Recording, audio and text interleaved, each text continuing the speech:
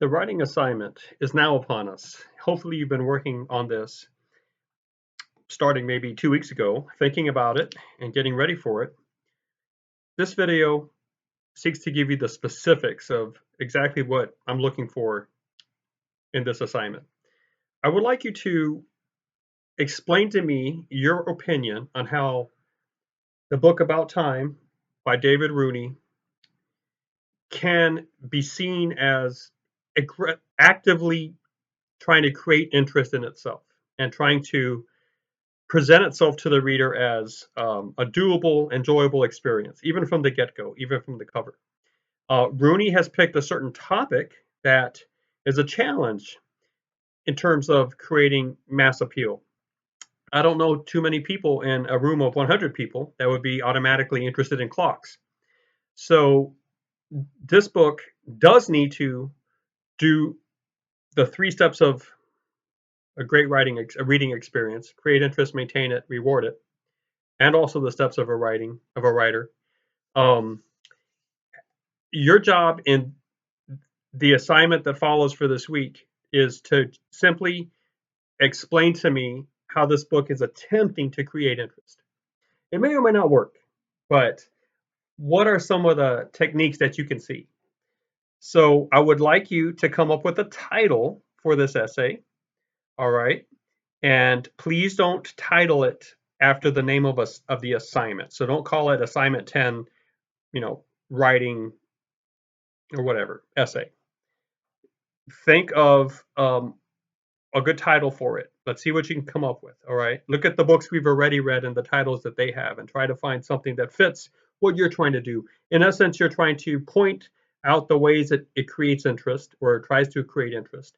And you're not giving a critical review of it. You're not giving a summary of the contents. Those things, what you're actually doing in the small essay and not doing, very useful to know when you come to craft your title. I would then like you to start off, whether it's the first sentence or the second, but very close to the beginning. I would like you to please give the full name of the book and the name of the author. So you can handle that quickly in an opening sentence, something to the effect of, in his 2000 and let's see, 2021 book published by Norton, comma, David. Well, let me start that again. Okay, in his um, 2021 book About Time, colon, a history of civilization in 12 clocks, comma, author David Rooney tries to create interest by employing certain techniques or whatever. All right, so that was a little on the fly there, but the first attempt I gave the publisher, you can do that if you can work it in organically and naturally. But I realized that I had not given the title of the book, so I quickly gave you another version of that first sentence. And then I made a point about saying colon, and I did my 2 fingers like that. A colon are, two periods on top of each other, and it's often used to introduce a list or to introduce a saying or a quote. But when it comes to titles, a colon is very often used to separate the main title from the subtitle. There are a few other marks that can be used as well, but they're few. They're, if you want to know, the colon, the question mark, the exclamation mark, or the dash. Sometimes the ellipses. Never a comma, never a period. So the colon is by far the most. Now, when you look at the book, you don't see any colon on there. The main title is distinguished from the subtitle by the font size and the placement. But when you have to reduce this to the font and the size of font that you're using to type your essay, uh, the way you show the main title is to list it first, and then you use one of these separating punctuation marks. I would highly recommend the colon, right? And then the subtitle comes. If you're going to use another mark, it better be at the end of the main title. So if this book had actually said About Time, exclamation mark, right? Okay. But anyway, that exclamation mark would be separating the main title from the subtitle when it shows up on your paper. If it doesn't have that sort of end mark here at the end of its main title on the page, then you need to use the colon. Okay, so I would like that right up front, first, second, third sentence of this essay that we're writing.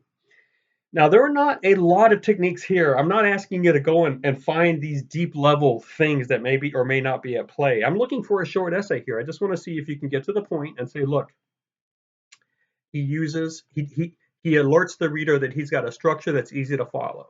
12 chapters, 12 clocks. That sort of intimates to the reader or suggests to the reader that they can skip around. They can just read one chapter and learn something. They don't have to necessarily get involved or make a commitment to read the whole book. The structure kind of helps a reader understand there's an outline here and they already have the picture of it. They kind of see the large map of the way the book is designed, right? Then, as you look through it, you can realize that there are plenty of interesting pictures. That always serves to create interest. I'm all for that. Um, as he begins each of his chapters, he begins with a very specific, interesting little anecdote or personal story or just event. It's full of descriptive and concrete wording. It's something that you can just visualize, not abstract, not philosophical. It begins with some sort of weird personal story or event. And if you just read one of the first line of the chapter, it might be easy to read the second because you might be wondering, well, now what's going on here? You know, what's all this about? And you might be wondering what's going to happen to that person or what's going to happen to that whatever. You know what I mean if you've examined these chapters, right? So that's another technique that he uses. And then another one is, the short words at the top kind of tell you, hey, relax. I'll just give you this information.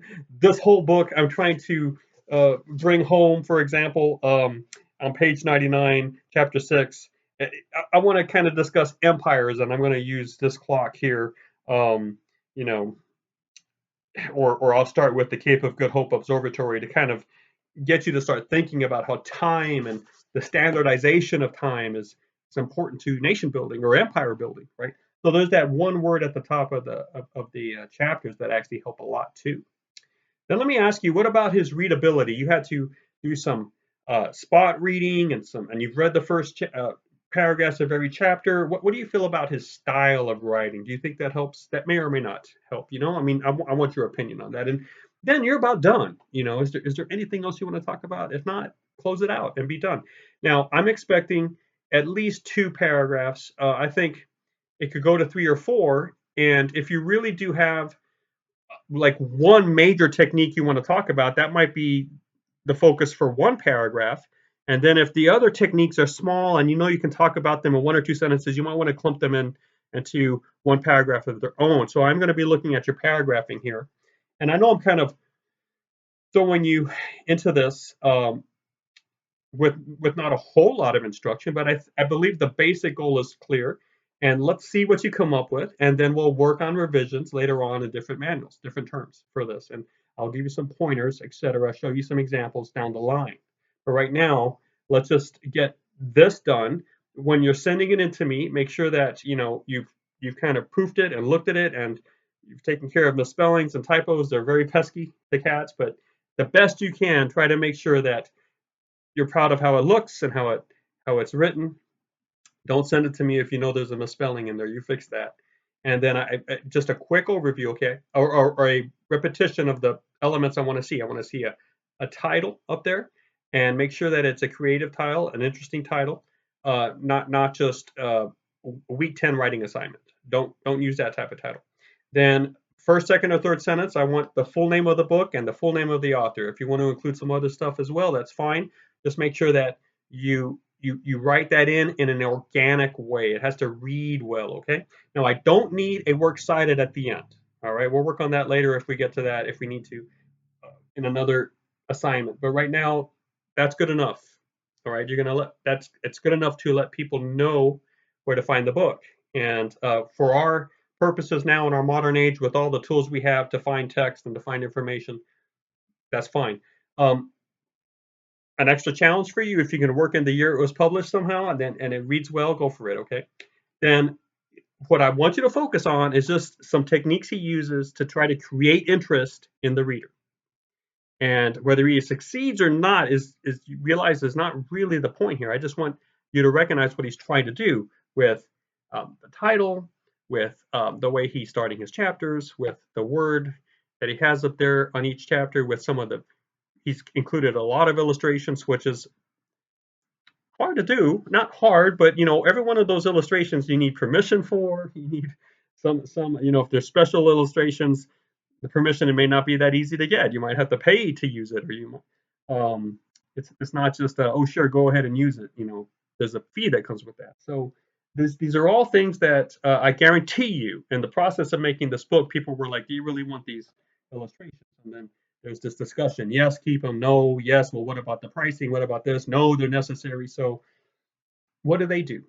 And then what about the reading style? The reading experience that comes from the writing style. What do you think about his style? What do you think about his word choice? In other words, is he easy to understand, or is it hard to read? I mean, what do you think? All right, uh, get to it. Don't overthink it. I'm not asking for 2 or 3 pages, but as soon as you feel like you've done the job in the assignment and the essay reads fairly well, I would say consider it done, proof it, send it in. All right, thanks for watching.